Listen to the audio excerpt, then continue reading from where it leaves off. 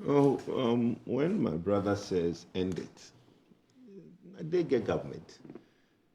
They are the ones who called for all the actions that were to be taken before 2024 elections, the emergency, the state of emergencies that were called across the country. I have even given Honorable Boa a very simple, and I've texted him this morning again. Every time I do this video, I'll send it to him. You know, people say that he looks visibly. No, I don't think the government wants to stop this.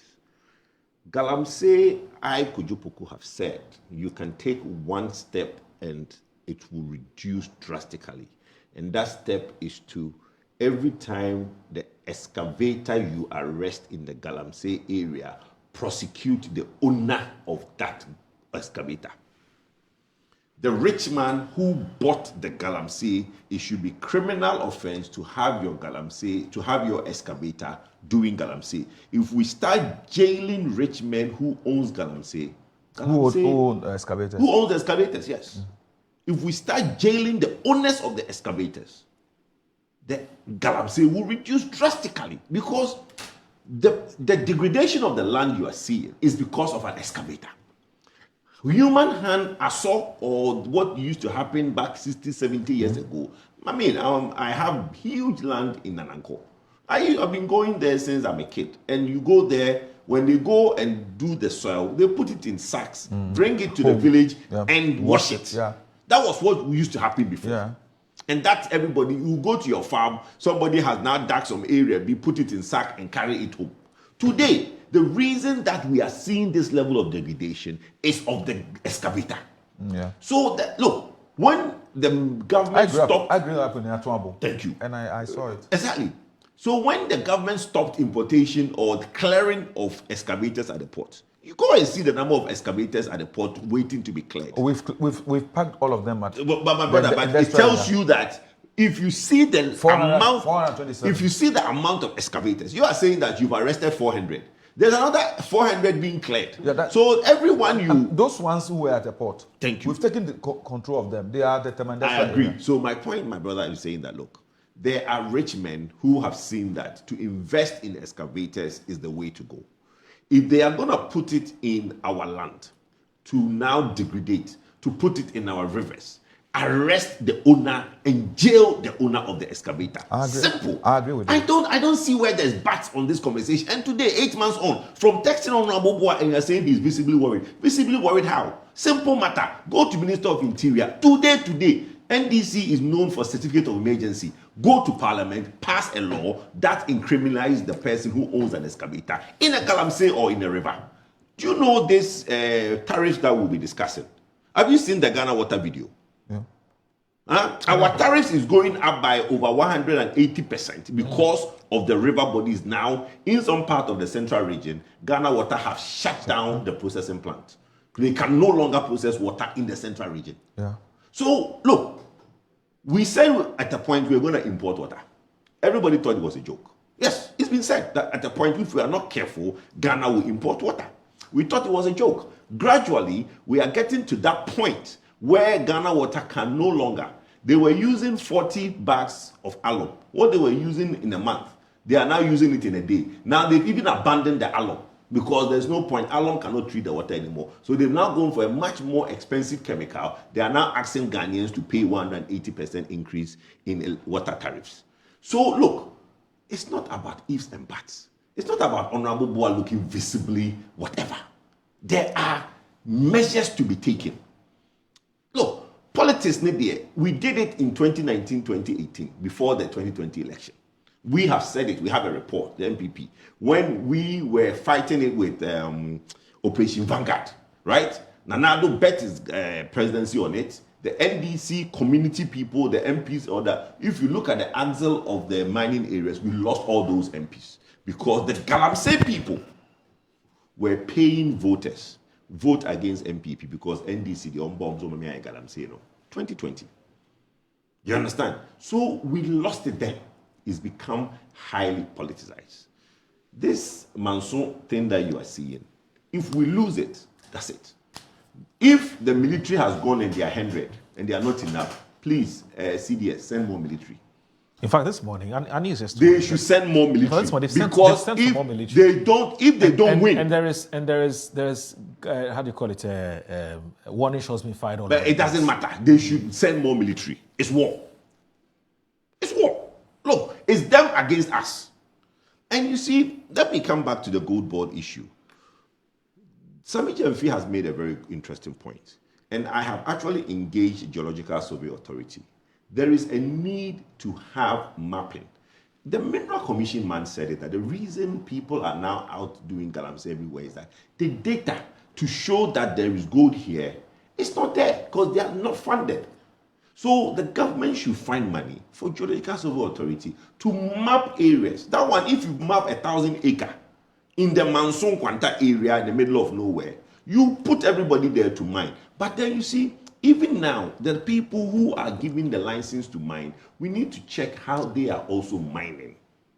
Because the licensed ones are also mining with these champagne and washing the water, and it's a water. Yes, some of the licensed ones are using the champagne. Oh, but it's against the regulation. And okay, the Your point is there are licensed mining companies that are no, engaged you see, in you are talking irresponsible about mining. licensed companies. You see, they are small scale mining. There are two different types. Yes. There are large scale mining, there are small scale miners. Yes. Small scale miners, that one you go, they give you an area, the community mining people give you an area to mine. They are licensed. Yes. But their mining method is also crude because they are using the samphire and the water. And the running water from their mines is what is ending in the river. Yes. The large scale miner, if he's a big company, they are the one who have invested in the tailings and all those things. So they are more environmental friendly. But most of them who have licenses are not doing the tailings because the investment to do the tailings are very expensive. So even, you mean even with the big companies? No, the big companies are doing tailings. You're talking about the smaller ones. Smaller companies who have license. Yes. Right? Yes. They have license. But they can't afford the technology. But they don't afford the technology. So they are doing the crude mining of using the champagne and all those things. The excavators and all that. So some of these, you see, that's the champagne being bent. So you go to an area, it's like this, but the person have a license. He's mining the crude way, not investing in the technology. All he does is bring the excavators and then the washing machines. And the washing machine is just, and when they wash, they draw the water to the site, wash it at the site, and then the water. What's different with this one and galamsey? The galamsey is the person who doesn't have a license to mine there. So he is illegal. No, but do you get the importance of it? Yes, exactly. But I'm saying that. So I'm saying that Gold Board and all the authorities should go a step further.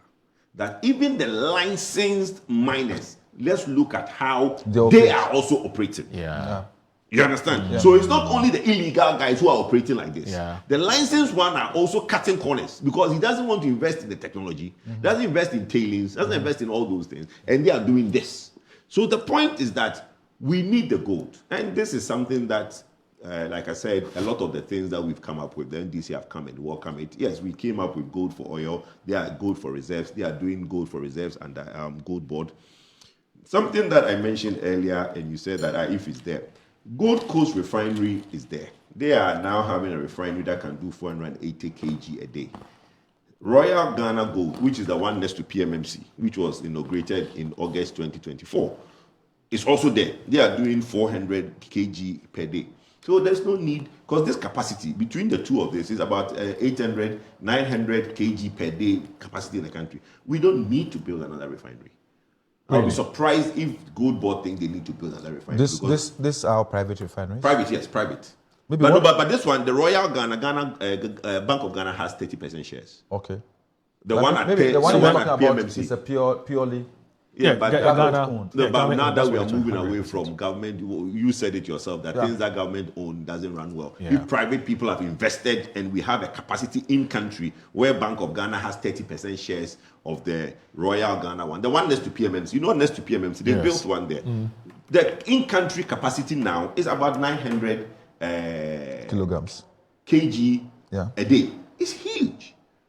So I honestly don't think there's a need. Maybe Gold Board will have to come again and tell us why they think there's a need for a third refinery. The point I want So basically, they should come and justify with data. Yes, justify why we think. Which is that if they have something, if we have much more than what you know. If we have 900 kg per day refinery capacity in Ghana, you think that should suffice? It's so much. Look, Gold Coast was suffering. After he built it, the guy, when he built the 480, really and truly, he was dormant for most times.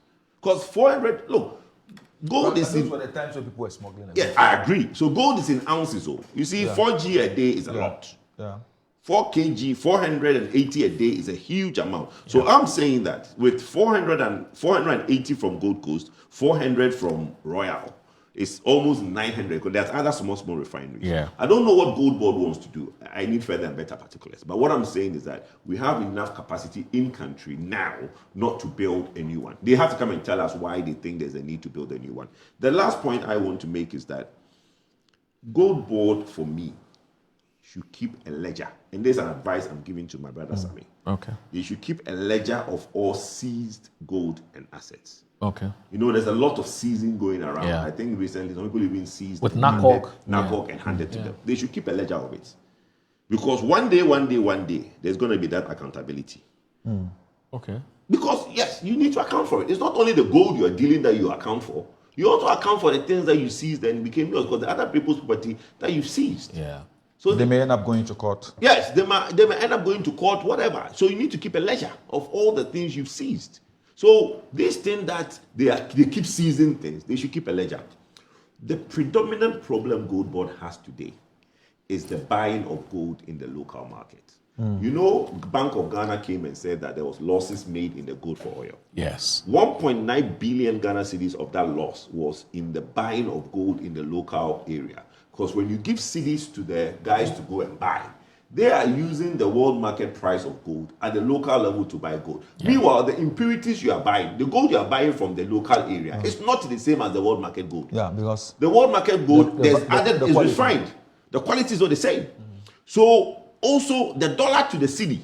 If you go to Gold Board now, you realize that they've also published the gold rate at their website. The differential of what the people are buying in the local market compared to what Bank of Ghana and Gold Board is using is also creating a lot of losses in the system. So they should be careful. I think that they should have learned a lot of lessons from the program that happened earlier, which was the Gold for Oil and Gold for Reserves program. And Gold Board should learn lessons because if you go to the community and start buying gold with any rate, when you see your bottom line, you'll have made losses because how much you can sell the gold for is regulated by a certain FX.